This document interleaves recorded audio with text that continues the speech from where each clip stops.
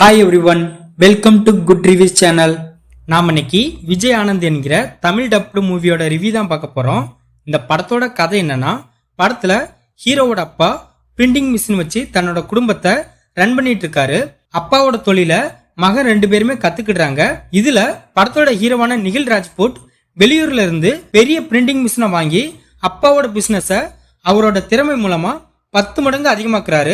இவங்களோட பிரிண்டிங் தொழில் நல்லா போயிட்டு இருக்கக்கூடிய சமயத்துல ஹீரோ லாரி வாங்க பிளான் பண்றாரு.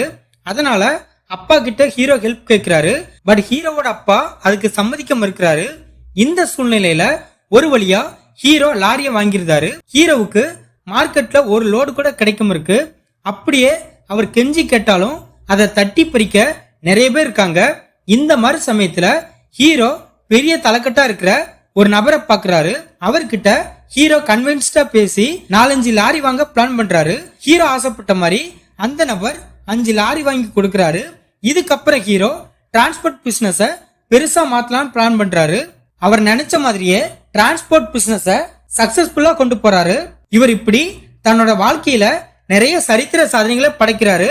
அவரோட வளர்ச்சி எந்த அளவுக்கு உயர்ந்தது, அவரோட வளர்ச்சிய யாரெல்லாம் தடுத்தாங்க, அத அவர் எப்படி சமாளிச்சு புகழோட உச்சிக்கு போனாரு. இதான் இந்த படத்தோட கதை.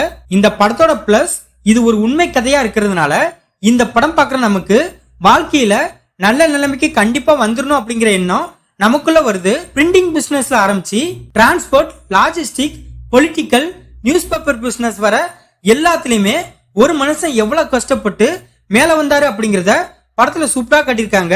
ஒவ்வொரு மனுஷனோட வாழ்க்கையிலையும் நேரம் எவ்வளவு முக்கியம், அதை விட உண்மையான கடின உழைப்பு எவ்வளவு முக்கியம் அப்படிங்கறத படத்துல நல்லா கன்வே பண்ணிருக்காங்க.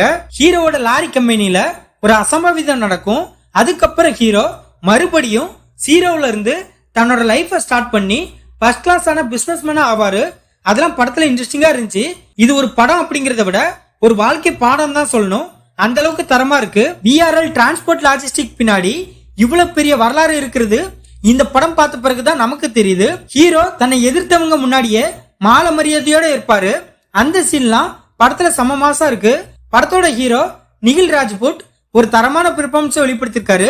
இதை தவிர படத்துல நடிச்ச எல்லாருமே அற்புதமா நடிச்சிருக்காங்க. படத்தோட மியூசிக் நிறைய சீனை நல்லா எலிவேட் பண்ணி காமிச்சிருக்கு.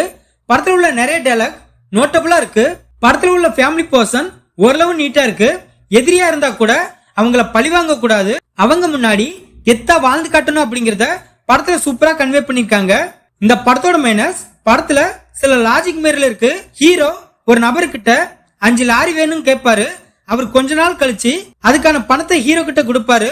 அந்த சீன்லாம் சுத்தமா நம்புற மாதிரி இல்ல. படம் கொஞ்சம் லென்த்தா இருக்கிற மாதிரி இருக்கு. கண்டிப்பா டியூரேஷனை கம்மி பண்ணிக்கலாம். இந்த படத்தை ரிஷிகா சர்மா டைரக்ட் பண்ணிருக்காங்க. இந்த படத்துல நிகில் ராஜ்புட், பிரகாஷ், பரத் இன்னும் பலர் இந்த படத்துல நடிச்சிருக்காங்க. மொத்தத்துல இந்த படத்தை பார்க்கலாமான்னு கேட்டா ஒரு டீசென்டான பயோகிராபிக் டிராமா மூவி பார்க்கணும்னு நினைக்கிறவங்க இந்த படத்தை பார்க்கலாம். இந்த வீடியோ பிடிச்சிருந்தா லைக் பண்ணுங்க, ஷேர் பண்ணுங்க, சப்ஸ்கிரைப் பண்ணி சப்போர்ட் பண்ணுங்க. Thanks for all.